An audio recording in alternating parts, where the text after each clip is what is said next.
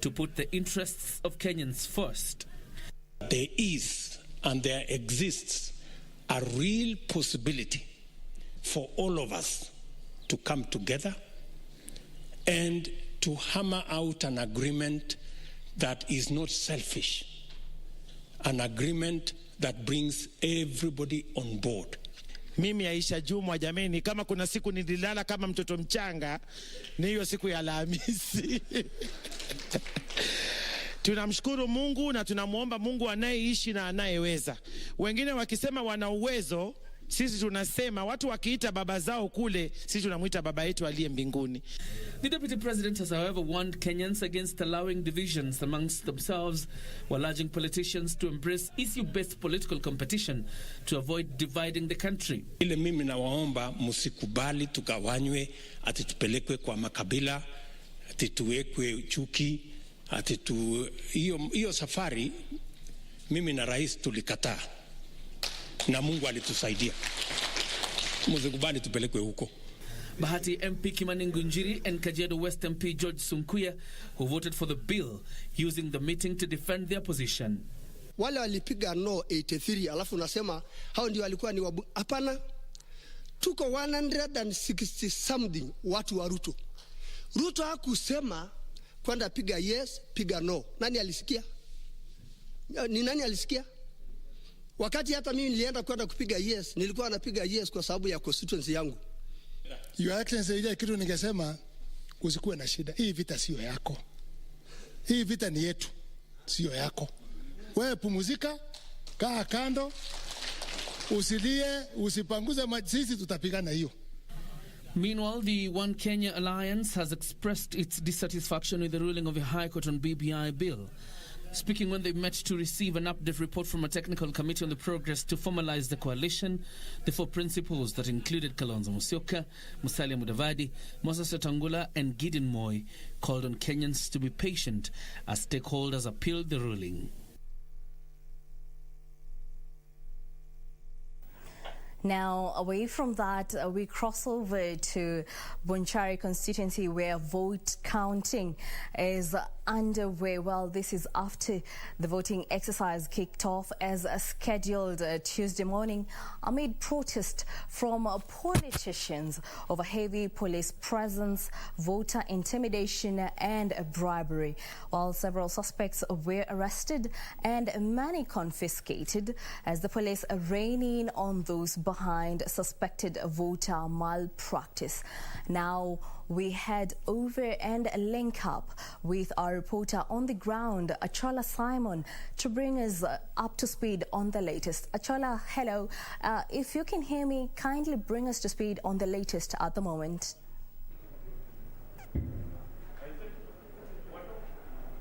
Well, thank you very much, Jacky. And as you rightly put it, of course, there were a number of issues that were actually raised earlier on in the day.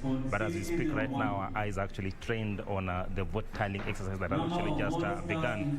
I remember at around 7 p.m. this evening, everything was moving at a slow pace. But as I speak right now, things are beginning to move. And just about 5 polling stations have actually brought in their results. And we are continuing to get results from trickling in from various polling stations. I remember this constituency has about 103 polling stations. So as I speak to you right now, the returning officer is just announcing the 5th polling station that has actually been brought in. But so far, what we have is that Teresa Bitutu, who is gunning on an UDA ticket, is actually leading with a total number of 305 votes, followed closely by Zebediah Okoro of Jubilee, who has 253 votes, and then ODM's Pavel Oimeke is in 3rd position with 208 votes. Of course, that is what is actually being beamed on the big screen as we speak right now. But of course, we'll be waiting to see all the numbers that are actually coming from 103 polling stations across the constituency, so that then we can actually inform our viewers of of exactly what is happening here. But just going back to your initial statements before, of course, I began this cast, is that, of course, aspirants had actually raised a number of issues in the morning, and key among them, of course, being the heavy police presence, and, of course, also a number of agents and supporters had actually been arrested during the day. The other thing that had actually come out prominently was the issue of low voter turnout, but that, of course, is synonymous with by-elections in this country. So we'll be keeping a keen eye on exactly what is happening, and of course we'll be briefing our viewers and listeners of exactly what will be beamed on the screen as we go. Of course, it's going to be a long night for us, but nonetheless we are here to ensure that you get every detail of what happens here at Suneka Baraza Hall, which is the official tallying center of Bonchari constituency. Back to you, Jacky.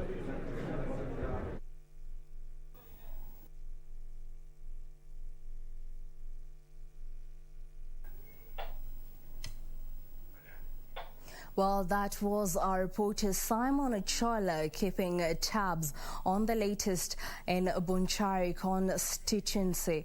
Well, for now we head over to Juja constituency, where our reporter Gladys Mungai is on standby, where vote counting is underway. Well, that is after lower voter turnout characterized the Juja by-election held Tuesday, with a section of leaders calling for extension of voting time just in case voters appeared after working hours. Now, we link up with our reporter Gladys Mungai. Gladys, kindly bring us to speed on what is the latest. Good evening to you, Jacky. Indeed, we are coming to you live from Mangu High School. This is where is the national, or alternatively, the tallying center for Juja constituency, where the results that are streaming in. Some of the polling centers are still registering the number of votes that have been casted in 184 polling centers across Juja constituency. You'll also understand that this particular constituency has 38 polling centers, and that bringing into total the 184. So currently what is happening behind me is that the returning officer as well as his presiding officers are going through different results that have been brought from different polling stations, and indeed trying to understand if the number of ballots that have been brought indeed tally with the form that indicates that the number of votes that have been casted in different polling stations. You'll also understand that the presiding officers are required to fill in forms 34A and 34B, indicating the number of votes that have been casted in each polling station across Juja constituency. So far, we are reporting 7 polling stations out of 184, and we have the People's Empowerment Party candidate, that is Ndungu George Kwemburi, leading in this particular by-election. At this particular instance, he's followed closely by the Jubilee candidate, that is Susan Njeri Waititu, following closely with 212 votes. The number 3 candidate is an independent candidate, interestingly, technically trying to show that the independent candidates, as has been the norm, are trying to make a name for themselves in the Kenyan election. That particular candidate, by the name Karaoke Joseph Gishuhi, so far has 38 votes. That is 7 out of 184 polling stations currently being reported, and the total number of votes so far 563 votes. So far, we also have 2 votes that have been rejected according to the results that has been tabled, clearly indicating the aspect of civic education and Kenyans being able to vote the correct way.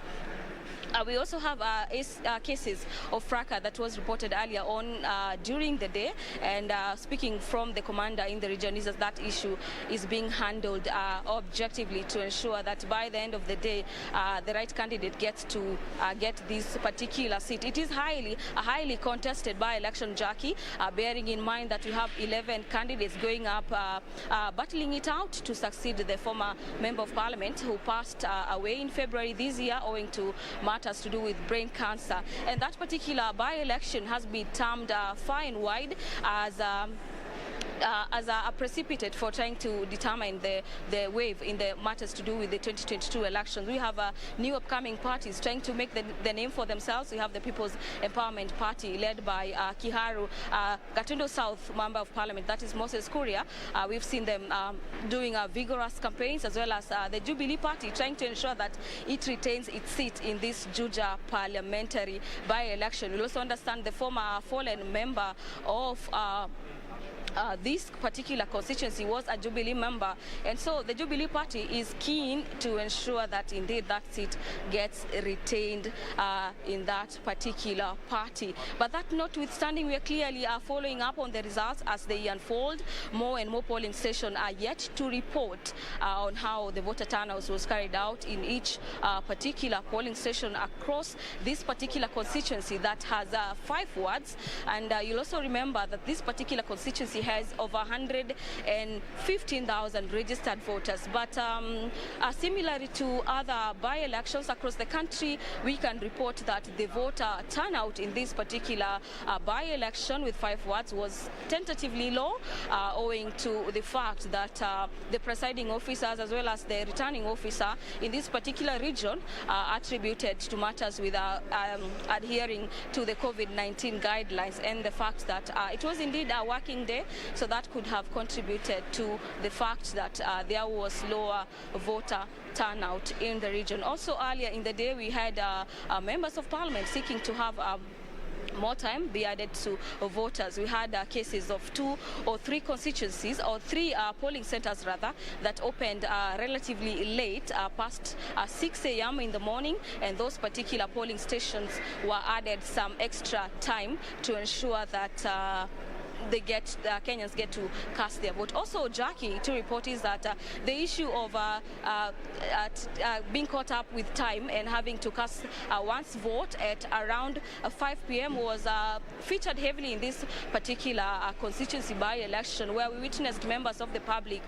following or streaming into various polling stations ahead of the close of the tallying centers, that is at 5 p.m. So that is the latest from Juja constituency, Jacky. And from at the background, the returning officers as well as IBC clerks are going through the results that are being brought in by various presiding officers for various particular polling centers, and we'll be keeping tabs on the events as they unfold and be bringing you news as it happens and how candidates are faring in this particular by-election. Over to you, Jacky. Well, that is our reporter Gladys Mungai with the latest from Juja constituency. Keeping tabs on the latest, we shall keep you updated as developments come in. For now, we move on. Chaos rocked the Rurii ward by-election in Nyandera County with allegations that state offices were involved in a plot to rig the election. The UDA party accused their Jubilee rivals of engaging in voter bribery and engaging police to intimidate voters. At around 5 p.m., chaos at the Rurii Polytechnic. Supporters of UDA candidate Francis Muraya storming the tallying centre while alleging that a government vehicle was ferrying marked ballots into the centre. Hawa watu tunawachukua kama majangiri ambao wamekuja jioni, hatuwajui, sio wakazi wa hapa. Na hata kama watalindwa na polisi, wakose kulinda wananchi, tutasimama na tutalinda Rurii yetu. Police engaging protesters in running battles, each running for their dear life. The exercise from morning promised to be a chaotic one, with UDA claiming that police had arrested its agents Brian Mbugua and Daniel Gidenji. Their vehicles, according to the party, had been detained and their phones confiscated. The party alleging that the exercise had been infiltrated by strangers who were posing as its agents in an attempt to rig the results. Ni intimidation ya polisi na tunaona wanaegemea pande moja. Kama umeona sasa mheshimiwa Kaninikega akona badge ya observer. Mimi siingii mahali, mimi natembea huku nje.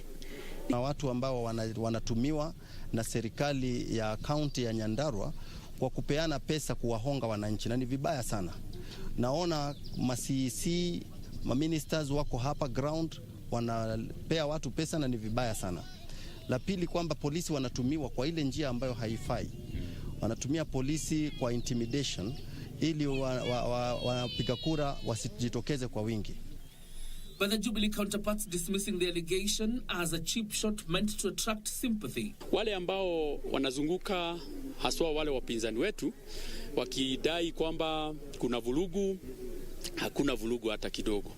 Wengine wanadai kuna hongo, mimi sijaona mtu mmoja hata mmoja akihonga ama akihongwa. Na watu wajue kwamba ni hatia kumpa mtu pesa wakati kura zinapigwa. My observation is that the turnout is low, but I am suggesting that since 2017 and up to 2020, there have been no registration in the IBC, and I hope that is the reason as to why young people are not coming out. And just like all by-elections, the turnout was poor, even though a good number of the registered voters turned up. The Rurii ward seat became vacant following the death of area MCA Mborwa Maria. Though the by-election had attracted 6 candidates, 3 of them withdrew just a day to the big day, leaving candidates from Jubilee, UDA, and Susan Wangeshi of the TND party. The by-election is largely seen as a litmus test for Nyandarua Governor Francis Kimamia, who is supporting the Jubilee candidate as he seeks to ward off his rivals from the next year's gubernatorial race. The UDA team is led by Nyandarua woman representative Faith Gitau.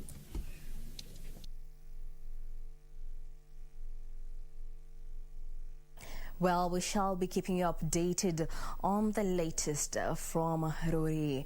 Now, moving on, President Uhuru Kenyatta is advocating for enhanced recovery packages from Africa's development partners, debt swaps and restructuring, and accelerated access to alternative sources of financing, such as the Green Climate Fund, to finance Africa's COVID-19 recovery efforts. President Kenyatta said Africa needs to move beyond traditional measures and implement truly transformational financing options that are commensurate with the enormity of the crisis. The Kenyan head of state spoke Tuesday at State House, Nairobi, in a virtual address to the Summit on Financing of African Economies hosted by President Emmanuel Macron of France. President Kenyatta emphasized the need to upscale African countries' access to COVID-19 vaccines, saying there can't be any recovery without access to vaccine, and Africa is desperately lacking in jab. I cannot overemphasize the need for us to really focus on vaccine availability for African countries, and this needs to be treated with priority. The head of state said Kenya will continue opening up its vibrant economy for private sector participation, saying the country had strengthened its public-private partnership regime, citing the Nairobi-Nakuru-Mau Summit Road, a PPP project financed by French investors, as an example of the huge financing potential held by the private sector, and invited more investors to Kenya and the continent. Opportunities abound, therefore, for private sector investments and joint investments in virtually all sectors to close the infrastructure and development deficits, and indeed we welcome the private sector to invest in the African continent.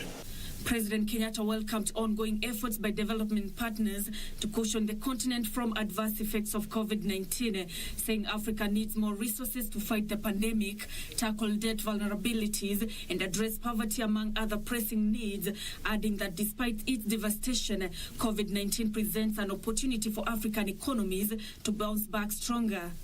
I do propose that this summit consider pledging enhanced resources for the IDA 20 replenishment, 2, debt restructuring and debt swaps of both commercial as well as bilateral debt. 3, accelerating access to alternative sources of financing, such as the Green Climate Fund. The president spoke about the key role played by micro, small and medium enterprises in supporting livelihoods in Africa, and welcomed the establishment of the Alliance for Entrepreneurship in Africa, a special instrument for mobilizing finances for the sector. And I believe the alliance will create strong and beneficial partnerships with local business umbrella bodies such as the Kenya Private Sector Alliance. In his address, President Macron called for a change in tact in financing African development by enhancing the special drawing rights to boost the continent's capacity to combat the COVID-19 pandemic as well as recovery efforts. On his part, President Tshisekedi said African leaders expect a swift and bold action from the international community, especially the G7 and G20, to accelerate Africa's economic growth. Nancy Okware, Channel 1 News. Well, on that note, we take a short break. Well, don't go too far. We'll be right back.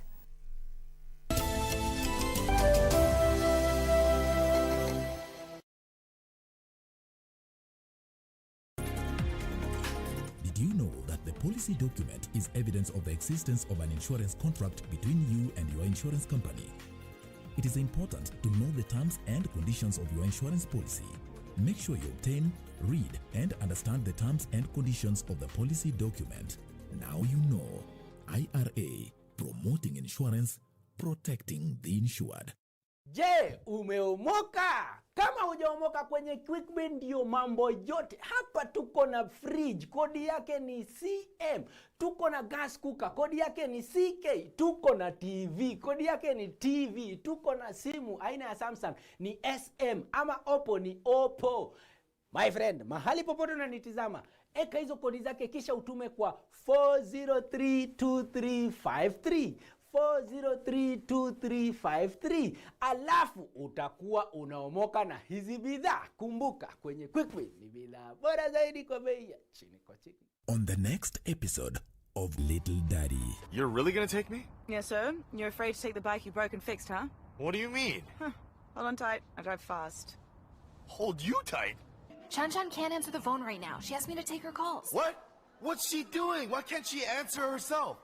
Hello? Hugo, where are you? Actually, I don't care. If you're not back within 20 minutes, I will be out of here by tomorrow. You understand? I'm dead tired. You're so dead? It's a figure of speech. I'm gonna marry your dad. Next on. I really don't know what to say. You know, I just couldn't come up with a reason. Amaya, I can provide you a reason. Yes, and I'm sure that Maximiliano will finally leave you alone after that. Now I'm getting more convinced that it was you who's behind the flood in the warehouse and the harvest robbery at El Paraíso. I have no doubt that was you. Constanza, dear, don't. You mustn't hurt yourself this way, don't. It's not worth it. Listen, the love that you have once shared with Max just doesn't exist anymore.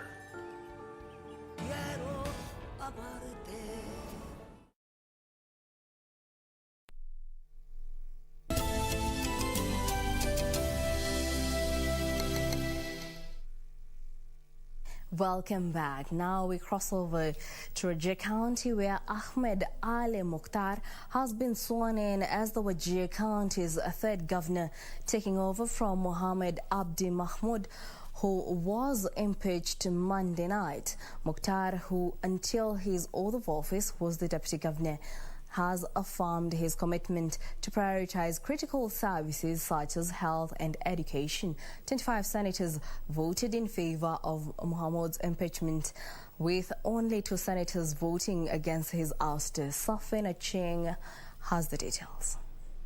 The Senate has resolved to remove from office by impeachment Honorable Mohammed Abdi Mahmoud, Governor of Wajir County. The governor accordingly ceases to hold office. Just hours after the impeachment of Wajir Governor Mohammed Abdi Mahmoud, his deputy Ahmed Ali Mukhtar was sworn in Tuesday morning in a ceremony conducted by Justice Said Chitembwe at Wajir County headquarters. That I shall diligently discharge my duties and perform my functions in the said office to the best of my judgment. Mukhtar, who took the oath of office amid jubilation from his supporters and a section of politicians, vowed to work diligently in the interest of the people of Wajir. My pledge of services will be premised on objectivity and professionalism, and I therefore appeal to your undivided support. The immediate former governor was indicted on gross violation of the Constitution of Kenya 2010, the County Government Act of 2012, the Public Procurement and Disposal Act of 2015, and the Public Finance Management Act of 2012. In his defense, Mahmoud maintained he has strived to deliver on his mandate to the people of Wajir, despite the challenges he has faced in his leadership. According to me and my county, we have provided enough. We have a lot of challenges, Mr. Speaker. You should understand the challenges facing those counties that are very far away. His defense and the findings of the report by the 11-member special committee tasked to investigate his impeachment elicited a heated debate on the floor of the House. Mr. Speaker, sometimes I like it when you allow people to enjoy or to suffer the consequences of their bad decisions. This is our opportunity as a Senate, first of all, not to punish the good gentleman, not to disagree with the findings of this particular report, but to lay a basis so that Kenyans can see how is it that the Senate of the Republic of Kenya treats and considers such matters when they are brought before us. The Senate, Mr. Speaker, must send a message that we have a responsibility, Mr. Speaker, to indict those that are found culpable, but we have a responsibility, Mr. Speaker, to release those that are not culpable, Mr. Speaker. And when it was time to vote, the message was clear. 25 senators voted in favor of his impeachment. 2 senators voted against his ouster, while 4 others abstained from the vote. The Wajir governor is the 9th county boss to face impeachment since the promulgation of the new constitution, with 2 governors, Mike Sonko and Ferdinand Waititu, having been removed from office. Reporting for Channel 1 News, I'm Safin Acheng Ouma.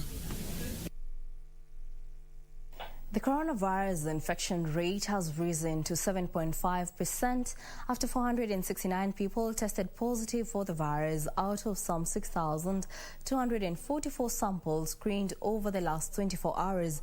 8 more deaths were also reported, pushing the country's total number of fatalities to 3,021.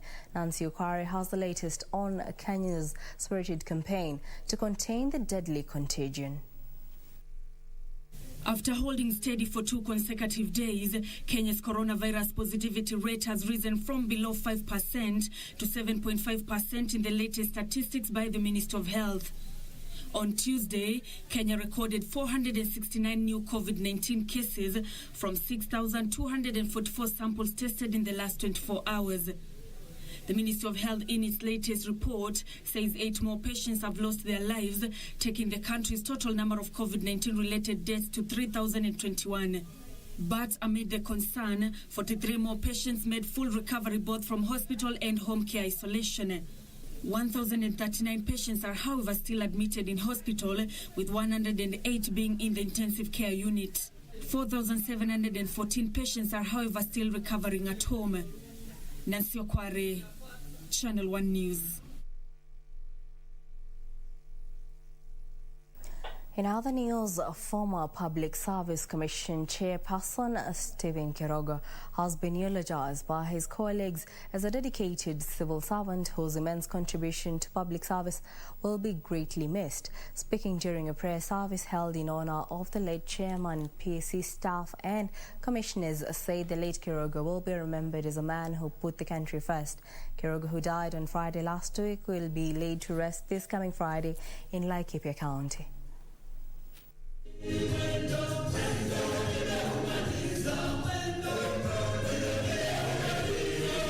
I was touched by his humility.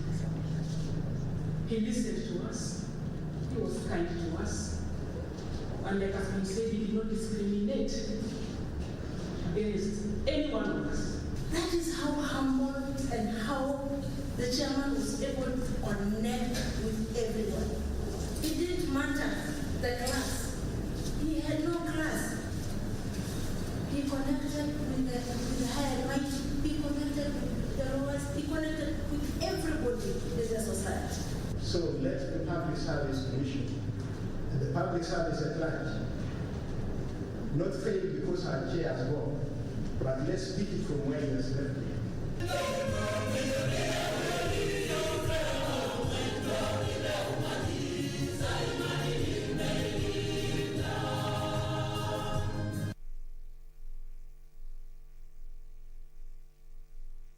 May he rest in peace.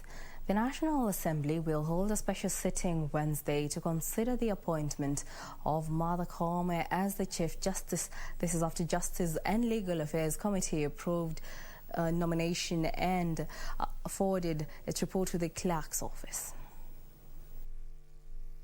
The National Assembly will sit Wednesday morning and afternoon to consider the appointment of Martha Koome as the Chief Justice and President of the Supreme Court. The House Justice and Legal Affairs Committee, chaired by Muturi Kigano, vetted the Chief Justice nominee last week, giving her a chance to defend her suitability against some reservations raised.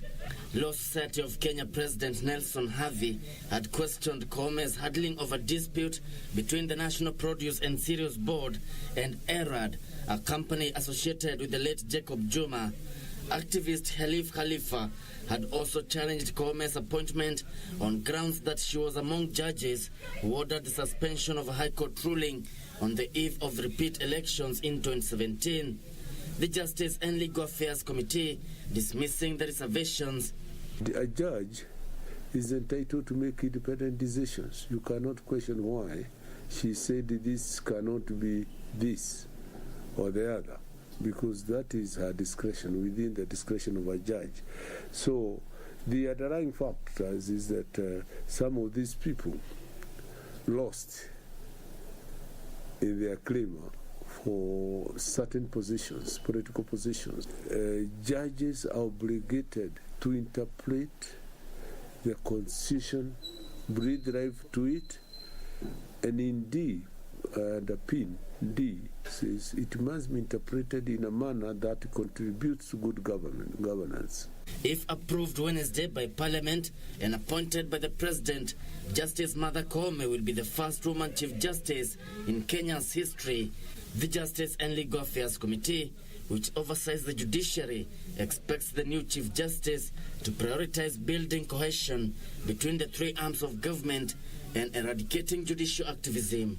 Even in matters of the appointment of the so-called 41 judges, right? To her, that is an easy thing to do, because what she requires is good faith communication. But you don't go in these matters, I think, you don't adopt anger in approaching these matters. You go with a lot of humility and you'll be helped. So she came out strongly on that point, and again, she came out very strongly in expanding matters of expanding jurisprudence. In her approach, she is able to avoid activism in the judiciary. You can expand jurisprudence without being an activist. Kevin Washira, Channel 1 News. Now, 5 suspected robbers were today afternoon gunned down in a shootout with police along the Kisumu-Kakamega Highway. The officers from the Special Crimes Unit said they had been trailing the gangsters before catching up with them at Makoko area. Ikolomani Sub-County Police Commander Joseph Chisiri said police uniforms, pistols and several rounds of ammunition were among the items recovered. The bodies of the 5 were taken to the Kakamega Referral Hospital mortuary. The Special Service Unit iliyoambush from here ikaamua kuwamalizia hapa. Quite a long time tumekuwa na shida ya majambazi kutuvamia. Unapata wanashikwa kwenda katika polisi, wanaachiliwa. But today these ones have shown that the police have done a good job. Yenye nimeona wenye walipatikana nayo, nimeona pale uniform za polisi, pastola 2 na magazine za risasi.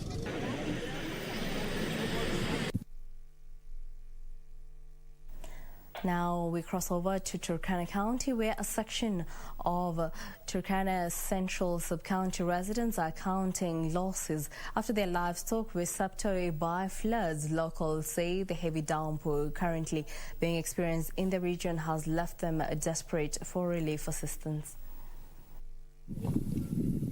When it comes to vagaries of weather, the Turkana region perennially experiences its fair share of both extremes. After months of biting drought, Mother Nature is once again back at it, this time with raging waters and more loss. What came as a blessing is quickly turning into a source of pain and disenfranchisement. Mbuzi yangu yote imemalizika. Mimi hapa nimekaa bure, niko na njaa. Nataka chakula. Serikali anisaidie chakula. Mbuzi yangu yote imemalizika, hakuna hata mwenye imebaki kwa nini? Kwa nyumba. Nimekaa hivyo bure. From Chokchok to Kakwenyag, from Monti to Nakadukiwi and Gomo, it's damnation without relief. The painful experiences of prolonged rainfall is nothing new here. Turkana County has experienced heavy downpour over the last 2 weeks, causing a transport crisis as well. Beatrice Gatonyang-Etich, Channel 1 News. Now, clerics in Kilifi County are appealing to the government to add them to the list of essential service providers to facilitate their unfettered access to their flock. Now, the clerics say they are often called upon to mediate and provide spiritual guidance to their congregants, but their movement has since been hindered by the current COVID-19 restrictions. These and more stories in news making headlines in the counties. Led by Malindi Catholic Bishop Willibald Lago, the clerics underscored their role in society, noting that most emergencies such as family conflict occur past curfew hours, hence proving difficult for them to offer help. Viongozi wa dini wangerudi nyuma kidogo, waachilie serikali kusuluhisha tatizo hili, hawangeweza. Na ndio maana hata hatimaye serikali yenyewe iliita viongozi wa interfaith wakawakabidhi jukumu hili, because sisi tuna a ready-made audience almost once a week, na wale they are voluntary audience. Elsewhere, locals in Kakamega are still in shock after a snake which was being ferried as a parcel was killed by a boda rider. The woman claimed to own the snake is said to have disappeared immediately the parcel fell off a vehicle she was in. Watu wa matatu mnajua mnabeba mzigo yenye hamjui ni nini. Mnaweza beba hata maiti. Nyoka imepatikanaje kwa mzigo ya Nissan? Na ni parcel ilikuwa inaenda wapi? Ilikuwa inakuja kuua mtu Kakamega ama Kisumu. While the Asian community in Nakuru has mounted an ambitious tree planting campaign at the Nakuru Crematorium and its environs in a bid to strengthen the ongoing war on climate change. The project, which is being steered by the Visa Oshwal Women Wing, targets to plant 500 trees a week. Plant 10 trees or more per year. That is the only way we are going to protect our mother nature and keep on getting fresh air and keeping on getting rains in this country. Yeah, keeping the country green, keeping food alive for people as long as we can get rains in Kenya. And the UK's High Commissioner to Kenya, Jane Marlott, has called on the need to scale up interventions aimed at entrenching the interest in science, technology, engineering and mathematics-oriented subjects at the primary and secondary levels of learning. So it's all about helping people from different cultures understand what is different between them, but also what they've got in common together. Finally, donkey owners in Embu, Kirinyaga and Tharaka Nithi counties have called on the government to come up with donkey breeding programs to increase their numbers. Speaking during celebrations to mark the National Donkey Day, farmers say the sharp decline in the number of donkeys must be addressed to avert a possible extinction of the beast of burden. Inaonekana iko chini na tunaona kwamba zitaisha kama serikali haitotusaidia. Hawa watu ambao wamekuja wa China kuchinja punda yetu katika Kenya na hana ile hali ya kufanya breeding, kuzaanisha huyu mnyama, punda wetu watakuja kuisha.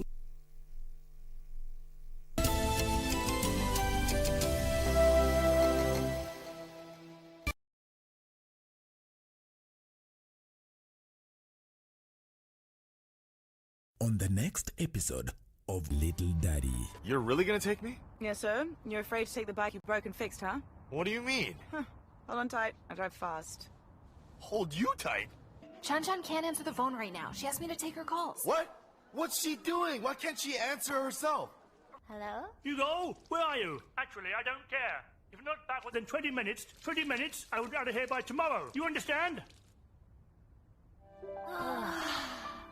I'm dead tired. You're so dead? It's a figure of speech. I'm gonna marry your dad.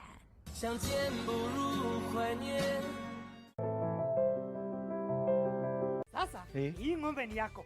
Asante. Hii ng'ombe itatoa maziwa mengi kabisa. Sasa shida ya school fees imeisha. Jen, chukua hii. Hebu nikuulize, hii maneno nasikia ya bima ya elimu inaweza kuwa namna gani mtu anachukua? Process ya kuchukua insurance cover yote ni rahisi. Hata niko na cover ya gari yangu. Kwanza unajaza proposal form kama hii na uijaze wewe mwenyewe. Na kama haujui kusoma, uijaze na mtu unayemwamini. Hakikisha ile majibu umepatiana ni sahihi na ni ya kweli. Pia thibitisha insurance cover imeangalia maslahi yako. Na usiwahi sign proposal form ambayo haijaandikwa kitu chochote. Pia ukumbuke kujitolea photocopy yako. Oh, sasa wacha nianze hiyo process. By the way, ukisubmit hiyo proposal form, uhakikishe umepatiwa policy document. Uisome na uielewe. Hiyo ndio thibitisho ya kuwa una bima. Asante sana. Ujumbe huu umeletwa kwako na IRA. Kupata skiza tune hii curfew, dial star 811 star 816 hash. Wewe, nitarutisha simu yako tu sahi. Nakimbia mbio, nimetolewa mbio. Unajua curfew ile nipata kwa njia. Nimepita kwa ratu pilo kama risasi kuliko hata risasi mbio. Lakini sasa hivi niko karibu nyumbani bwana. Nitakupiga nikifika nyumbani. Wewe unajua curfew sitaki polisi wanishike. Ntarudi nitakupiga. Ili kupata skiza tune hiyo ya curfew, dial star 811 star 816 hash. Star 811 star 816 hash.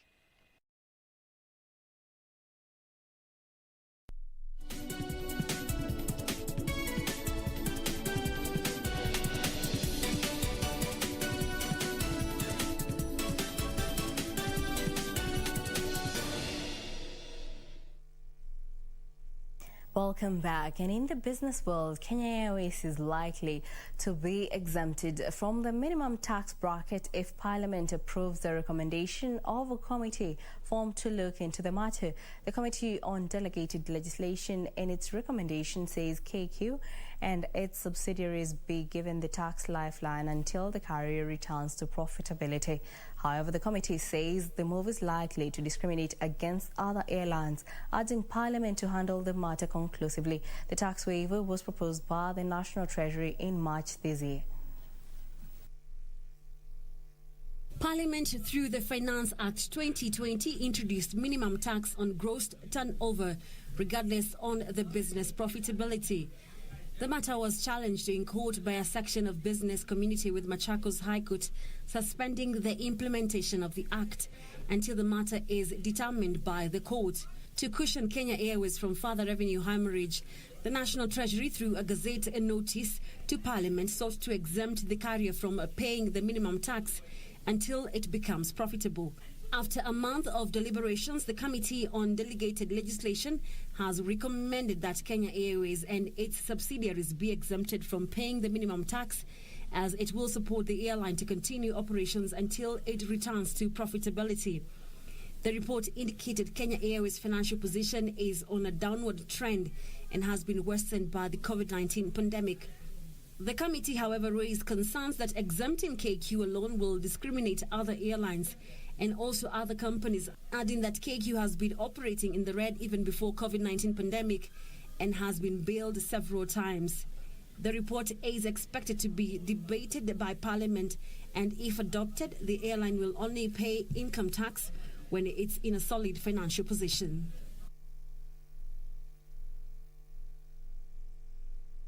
Kenya has committed to publish an audit of all COVID-related expenditures in the 2019-2020 financial year to access a 41 billion shilling credit facility by the International Monetary Fund. The government is also expected to set up a public procurement portal with comprehensive information on all firms that are awarded procurement contracts, including the names of their beneficial owners.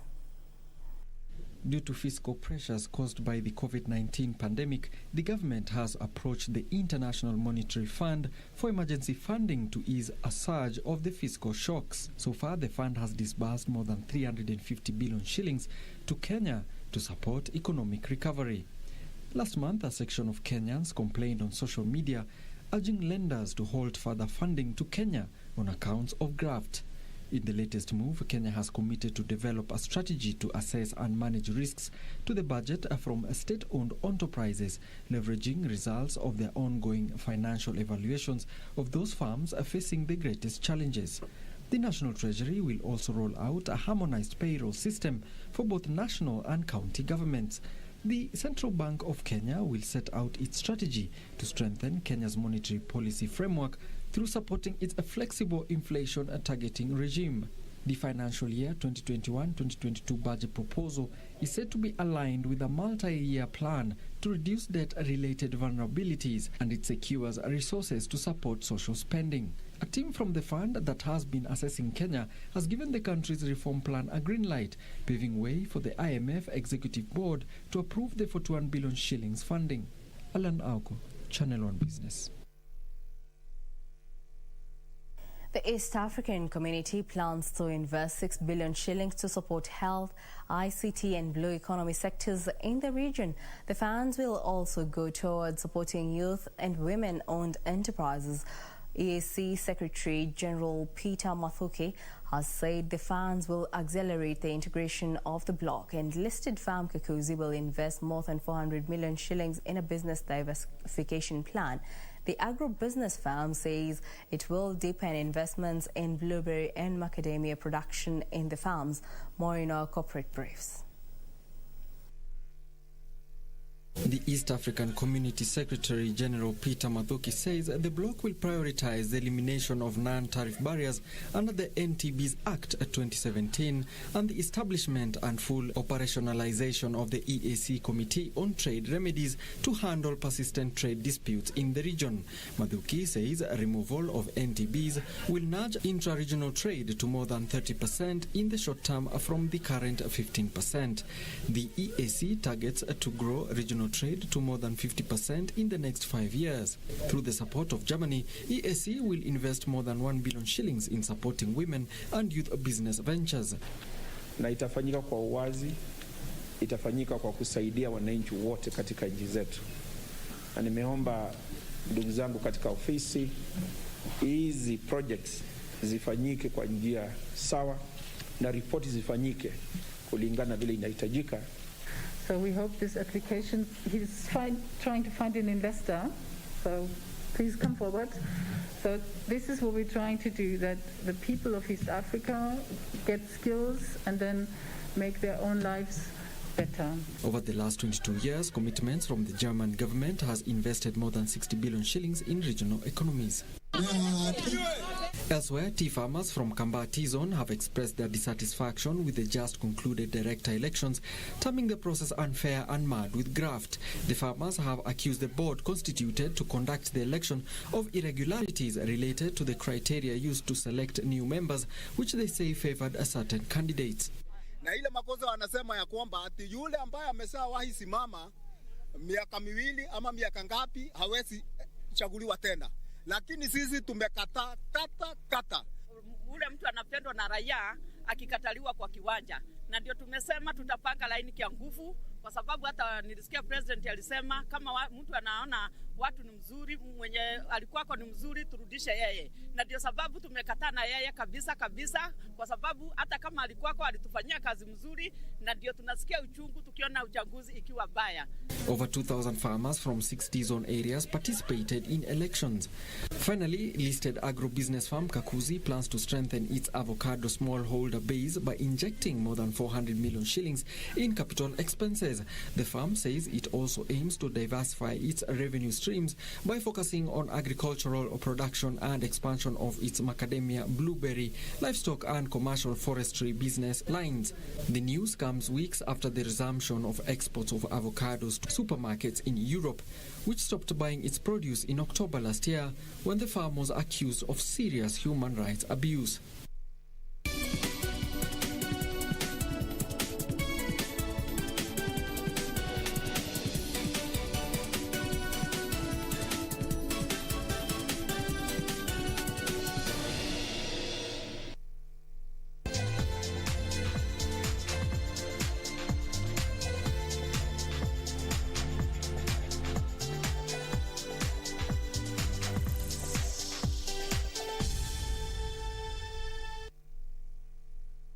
And in the sports arena, Vivian Chebet emerged victorious in the women's 400-meter final, while Michael Kadunga led the Isiolo team to the final of the men's 4x100 meters relay as the three-day KDF track and field meet entered day 2 at the Nyayo National Stadium. Vivian Chebet led the leading pack from the onset, followed closely by Ann Mwangi and Catherine Nandi. Chebet crossed the line in 55.46 seconds, while Ann Mwangi came in seconds, clocking 56.86 seconds. Nandi completed the podium dash in 59.35 seconds. In the men's 4x100 meters relay, Michael Kadunga helped the Isiolo team to qualify for the final after registering an outstanding performance in the heats.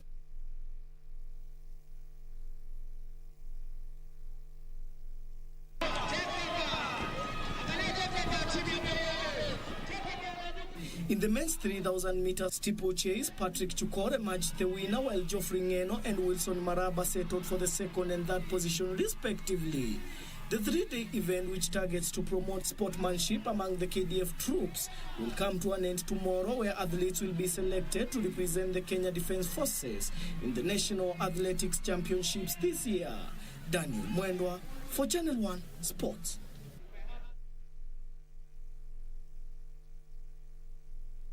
Hussein Malik says he has put behind his tribulations in the Equator Rally to focus on the upcoming WRC Safari Rally Kenya, where he hopes for a good finish with his navigator Lynette Ayuko.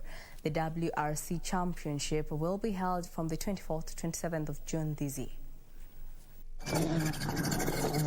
Malik had looked forward to another glorious outing in the Equator Rally, a round of the Africa Rally Championship, only to crash out after their Mitsubishi Evo 6 slipped and landed in a ditch near Enaro River crossing at Soisambo.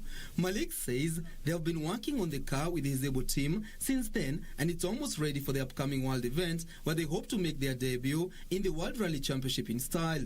They took part in the candidate event in 2019, where they finished 14th overall in Group N. The car is almost ready. We've been working on it just as soon as we came back from the Equator Rally. Everybody knows what happened to us. It was an unfortunate accident, but we're building up from that. And yeah, the car will be ready for the WRC. We have been going out, and we're still going out with Hussein to do tests and just to get in sync and to just improve on our notes and everything. Also, we've had team building meetings with the whole our mechanics and everything. Meanwhile, Toyota GR Yaris has sent 2 cars to Azza Anwar Motorsports to be developed for the Safari Rally, which is scheduled for the 24th to 27th of June this year. Happy to say that many of the participants, local participants in the rally, are people who have passed through my hands, who have cut their teeth in our training programs, and whose cars I have helped to sort out. So it's like we are very much a part. The veteran rally driver who develops cars locally has had his fair share of success behind the wheels in, among others, the Safari Rally, and is working round the clock to ensure they test the modifications in the first stage. Karanja David for Channel 1 Sport. The national boxing team head coach Musa Benjamin says the Konstantin Korotkov Memorial Championship in Russia gave them a good platform to gauge the preparedness of the Olympic-bound boxers. Hit squad arrived back home last night after bagging 2 bronze medals courtesy of Captain Nico Koth and Eli Ajoy. The national boxing team arrived back home last night after taking part at the Konstantin Korotkov Memorial Championship in Russia. The Kenyan team bagged 2 bronze medals courtesy of Captain Nico Koth and Eli Ajoy. By unanimous decision is red Kenyan coaches led by Musa Benjamin and Dave Munuhe used the Konstantin Korotkov Memorial Championship to test the preparedness of the Olympic-bound quartet Nico Koth, Eli Ajoy, Elizabeth Akinyi and Christine Ungari.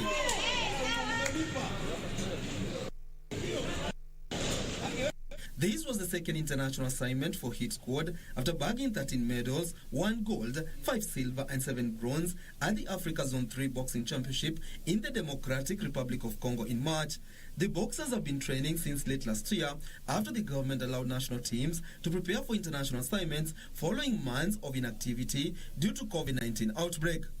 Karanja David for Channel 1 Sport.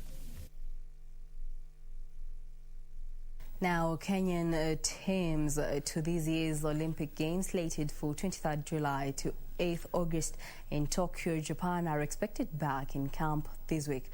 The national women's volleyball team, Malkia Strikers, have already checked into camp at Kenyatta University. Other teams expected in camp are the national women's rugby team, Kenya Lionesses, Juja, and the national boxing team Hit Squad that took part in the just concluded Konstantin Korotkov Memorial Championship in Russia.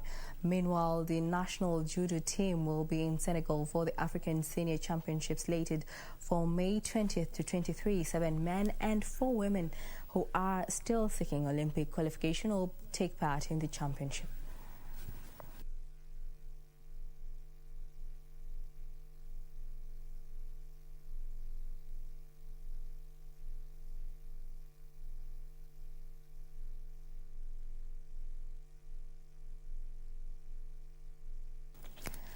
Now, Chelsea will be out to avenge the loss to Leicester City in the FA Cup final when the two sides lock horns in a Premier League tie tonight. Thomas Tuchel's side Chelsea succumbed to a 1-0 defeat in the FA Cup final for a second successive season and will be aiming to dent the Foxes' hopes of a top 4 finish. Chelsea host Leicester City at Stamford Bridge on Tuesday, 3 days after the FA Cup final. The Premier League clash could have a significant implications on the Champions League qualifications going to the final day. Thomas Tuchel's side will be seeking revenge after Yuri Tielemans' 63rd minute goal was the difference in Saturday's Wembley showdown. Chelsea, who succumbed to a 1-0 defeat in the FA Cup final for a second successive season, now look to steal a match on the Foxes in the race for a top 4 finish. Chelsea have no new reported injury concerns as they face Leicester in a rematch of Saturday's finals, but Andreas Christensen could again miss out. Victory for Leicester on Tuesday would secure a top 4 finish and Champions League qualification. Leicester defender Johnny Evans will not be involved due to heel injury that forced him to come off on Saturday. Winger Sis Ander was not involved in the FA Cup final as a minor hip problem and would be assessed before the match. Other games on card today, second-placed Manchester United will host Fulham. Premier League champions Manchester City will take on Brighton, while Southampton takes on Leeds.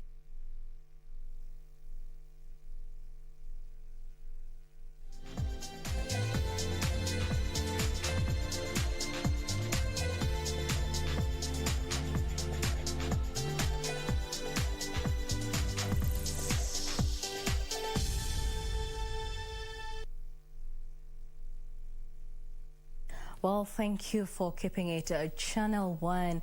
That brings us to the end of our bulletin. But before we come to a halt, let's take a look at the number of votes coming in from various polling stations.